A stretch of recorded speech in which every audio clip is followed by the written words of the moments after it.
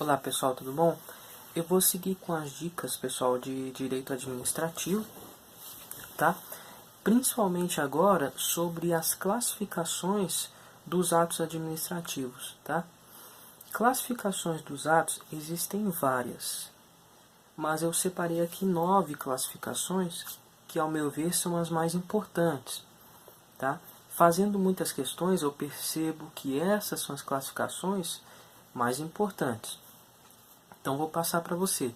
Vou deixar aqui embaixo a primeira fileira de classificações, que são 3, tá?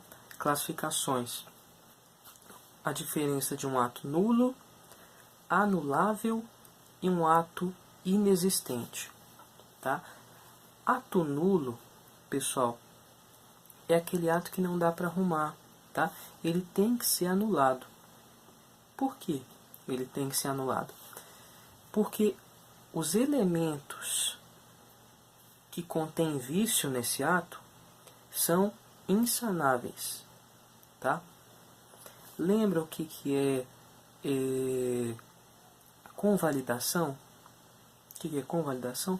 Convalidação é arrumar o ato que nasceu ilegal, tá? Ele tem efeito ex tunc porque volta, como se aquele ato ilegal fosse legal desde o início, tá? E o que acontece? O ato nulo, ele não pode ser convalidado, ele tem que ser anulado, tá? Porque não dá para arrumar. Lembra que a convalidação pode acontecer, ou seja, arrumar o ato ilegal, pode acontecer quando tem um vício de competência ou de forma. Os elementos de um ato administrativo são 5: competência, forma, finalidade, motivo e objeto. Tá? 5. Quando o vício for competência e forma, se a competência se a competência não for exclusiva, então não era só aquele cara que tinha que exatamente fazer, tá? E se a forma não for essencial para a prática do ato, então mesmo eu fazendo de outra maneira, pode ser por um desconhecimento da lei, e eu atingir a finalidade pública e a finalidade do ato em si, eu posso arrumar. Então, se não for competência exclusiva, se tiver um vício na competência, mas não for competência exclusiva, se tiver um vício de forma, não fiz da forma que a lei falou, mas acabei atingindo a finalidade, tanto do ato como a finalidade geral, que é a finalidade pública, eu posso arrumar esse ato. Mesmo ele ilegal, eu posso arrumá-lo com a convalidação. Só que no ato nulo, ele tem um vício insanável. Ou a competência era exclusiva e só aquele cara tinha que fazer e outra pessoa fez, não tem como convalidar, então esse ato é nulo, a gente vai anular. Ou a finalidade fugiu, a finalidade não tem como arrumar, não atingiu a finalidade, é nulo e pronto, vai anular. Ou não fez da forma e essa forma era essencial, se não fizesse dessa forma não atingia o interesse público ou não atingia a finalidade do ato em si. Como por exemplo, na improbidade administrativa, na lei de improbidade, fala que no momento da ação, quem pode entrar com a ação de improbidade? A pessoa jurídica que sofreu o dano, tá? ou foi praticada a improbidade contra ela, tá? Ou o Ministério Público. Lá na lei fala o seguinte: se o Ministério Público não abrir a ação, obrigatoriamente ele tem que participar da ação como fiscal da lei. Se ele não participar, vai ser nulo. A própria lei fala, se ele não participar, vai ser nulo. Por que vai ser nulo? Porque era uma forma essencial. A lei falou que é uma forma essencial. Ou o Ministério Público participa, ou é nulo. Tem que anular. É ilegal e pronto, não é para arrumar. Mesmo sendo vício de forma, que daria para arrumar, nesse caso era essencial para a prática do ato e não dá para arrumar. Tá? Então o nulo é sempre quando tiver nesses elementos um vício que não dê para arrumar. Um vício que não seja competência ou forma, que seja uma competência que não seja exclusiva, ou uma forma que não seja essencial para a prática do ato. Se não for, tá? Se não tiver, se der para arrumar, esse ato vai ser anulável, que é o que a gente vai ver agora. O ato nulo não dá para arrumar, é um vício que não dá para arrumar, tem que ser declarado ilegal. Tá? Ele é ilegal, tem que ser anulado. O ato anulável é aquele que é anulável justamente porque eu posso ou não anular. Tá? Há uma discricionalidade, ou eu anulo ou não. Por quê? Porque ele dá para arrumar, ele é anulável porque dá para arrumar. Se ele dá para arrumar, é anulável. Tá? Então, se tiver um vício de competência que não foi exclusivo e forma que não for essencial para a prática do ato, pode arrumar? Pode. Então, esse ato é um ato anulável. Tá?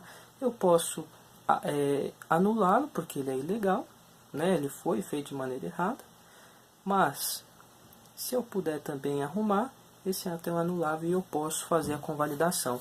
Inclusive, a convalidação só pode fazer nesses dois casos: competência que não foi exclusiva, forma que não foi essencial para a prática do ato, e se não atingir ainda, tá? Se não for contrário ao interesse público e nem prejudicar, tá? Causar prejuízo a terceiros. Tá? E a terceira classificação do ato administrativo é um ato inexistente. O ato inexistente é aquele ato que nem chegou a existir. Tá? Por que não chegou a existir? Porque foi praticado por alguém que não era agente público. Tá? Então a pessoa se passou por um agente público. Esse ato que surgiu dessa pessoa, se surgir algum ato, esse ato é declarado um ato inexistente, classificado como inexistente. Tá? Mas é o seguinte, ó, cai na prova. O ato inexistente, ele, de fato, é feito por alguém que não era agente público, mas pode produzir efeitos. Pode produzir efeitos? Pode. Aquela pessoa que foi atendida por aquele agente não tem nada a ver com isso. Então, se teve um efeito favorável a ele, pode ser mantido. Então, mesmo sendo um ato inexistente, pode causar os efeitos no mundo jurídico.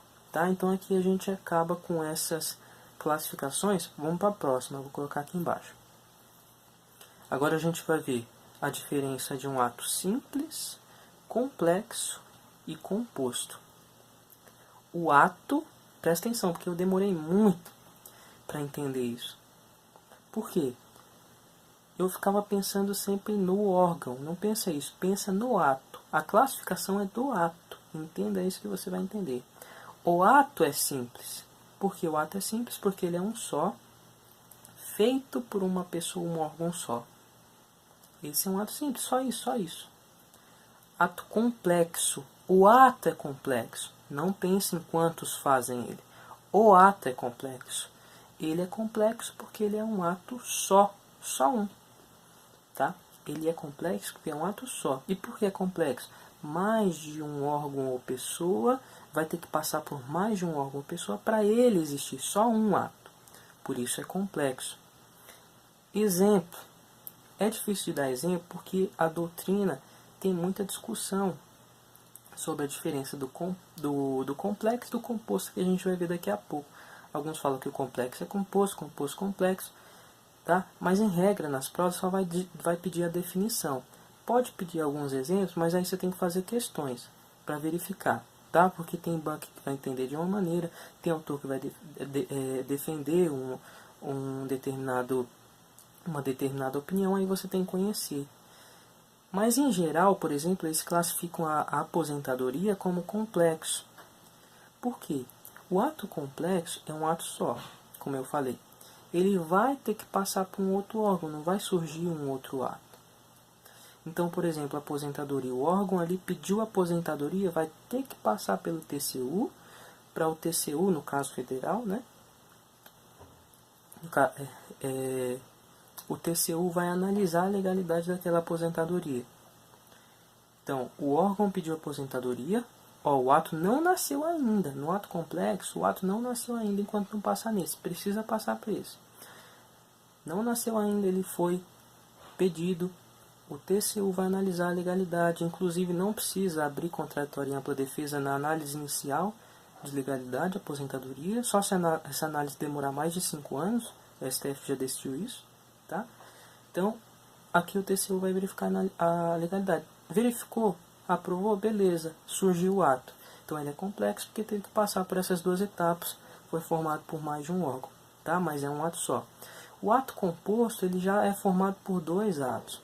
Um ato primário, que é o ato em si, e um ato acessório, que é um exemplo. Por exemplo, quando um edital de licitação. Teve edital, depois teve uma homologação. Tá? É um ato aí para aprovar, para dar existência. Tá?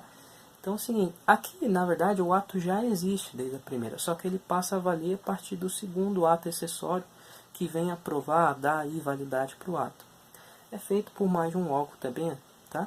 Mas a diferença é que o composto são dois atos, um ato primário e um ato acessório. Essa é a principal diferença para você pensar no complexo. O complexo é um ato só, ele só é complexo porque ele tem que passar por mais de um órgão, ou mais de uma pessoa, tá? Essa é a diferença, ato simples, complexo e composto. Agora, uma terceira classificação que a gente tem que fazer é do ato válido, ato perfeito e o ato eficaz. Válido, perfeito e eficaz. Ato válido é aquele que está de acordo com a lei. Esse não há muita dúvida. Ato perfeito, aqui que você já tem que saber de fato como é escrito na prova. Ato perfeito é aquele ato que no momento da prática estava com todos os requisitos, elementos formados. Tá? É aquele que já cumpriu todas as etapas de formação. Então já tem sua competência, forma, motivo e tal. Tá? Então todas as etapas de formação foram cumpridas. Então é um ato perfeito. O que é um ato imperfeito então? É um ato que não cumpriu alguma etapa. E um ato eficaz? Ato eficaz é aquele que já está apto a produzir efeitos. Tá? Muitas vezes, por exemplo, uma lei já está vigente, mas não está eficaz ainda. Tá? Não produz ainda efeito. O que é importante que cai na prova? Um ato pode ser, por exemplo, perfeito, cumpriu todas as etapas de formação e mesmo assim ser ineficaz. Por quê? Porque, por exemplo, ainda não foi publicado. Tá? E a publicação não é um elemento de formação. A gente já viu isso. Elemento de formação é o próprio motivo, tá? O objeto, né? Competência, forma, finalidade. Não tem aqui a publicação. A publicação é só um requisito para eficácia. É um requisito para a validade do ato. Então o ato pode ter completado todas as etapas, mas não ser publicado. Então é um ato perfeito, mas ineficaz. Tá? Pode ser perfeito e inválido, por exemplo, não é um ato válido. Pode ser válido, perfeito e ineficaz. Tá? Então a prova costuma fazer essa brincadeirinha aí. Tá?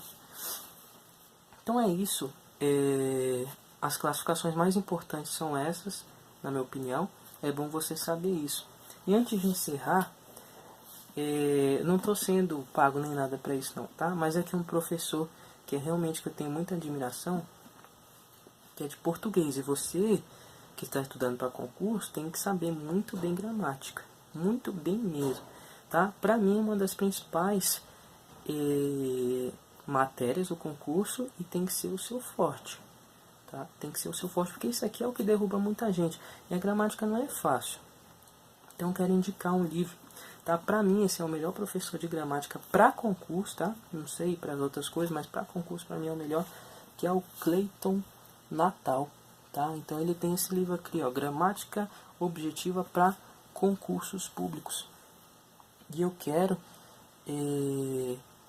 falar para vocês, se você quer aprender português, isso aqui não é propaganda paga por ele, não, ele nem tá sabendo. Posso até falar para ele, mas compre o livro, ou então veja as aulas dele online.